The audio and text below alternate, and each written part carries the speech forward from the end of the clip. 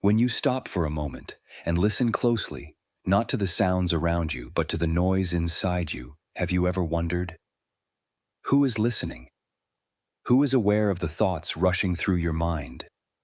Who notices the tension in your chest, the restlessness, the endless planning, the silent exhaustion, and more importantly, who are you beneath all of that?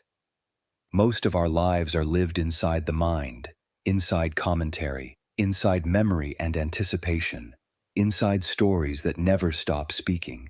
The mind wakes up before you do. It reminds you of yesterday. It predicts tomorrow.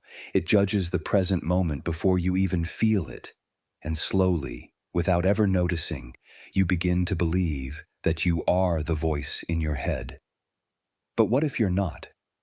What if the complexity of your life, the heaviness, the constant struggle, the feeling of being overwhelmed, is not caused by life itself, but by identification with the mind?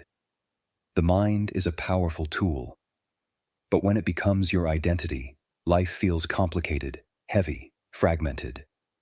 Because the mind does not live here. It lives in time.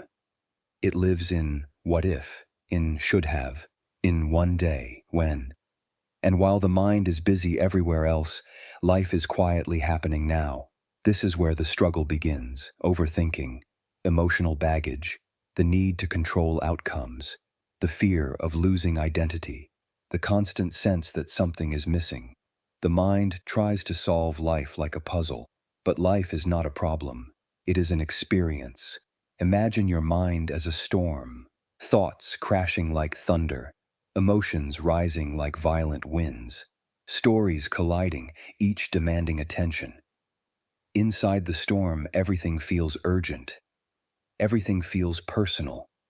Everything feels heavy.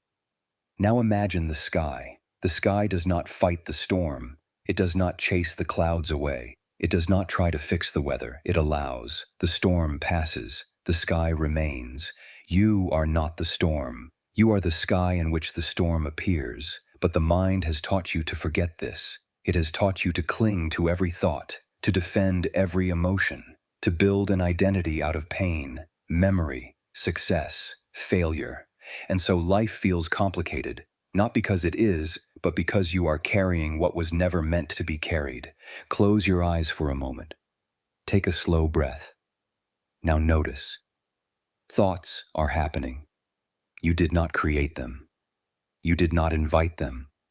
They simply appeared. If you are aware of a thought, how can you be the thought? Notice another breath. Notice the space between thoughts. That quiet gap. That space is not empty. It is alive. It is aware. That is you.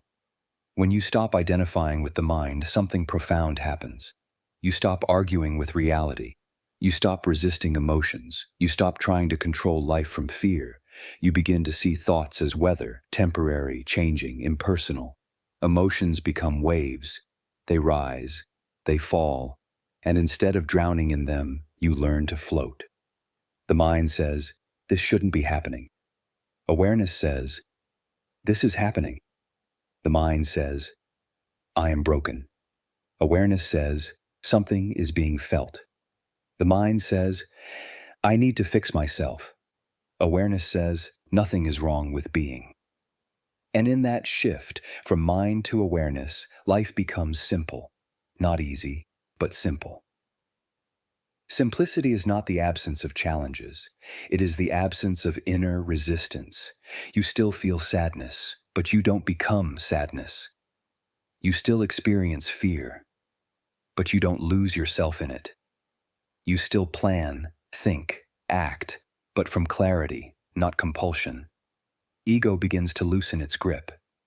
You no longer need to prove who you are. You no longer need to protect an image. You no longer need to win imaginary battles in your head, because you realize something deeply liberating. You were never meant to carry an identity. Identity is heavy. Presence is light. The mind survives by labeling. The self awakens by observing. And when observation replaces identification, peace is not something you chase. It reveals itself. Life begins to move through you instead of against you. Moments become fuller. Silence becomes friendly. Being alone no longer feels empty. You stop asking, "What's next?" and start feeling, "This is enough." Take another breath now. Notice how awareness does not strain. It does not rush. It does not seek approval. It simply is. That is your natural state. The mind complicates because it cannot rest.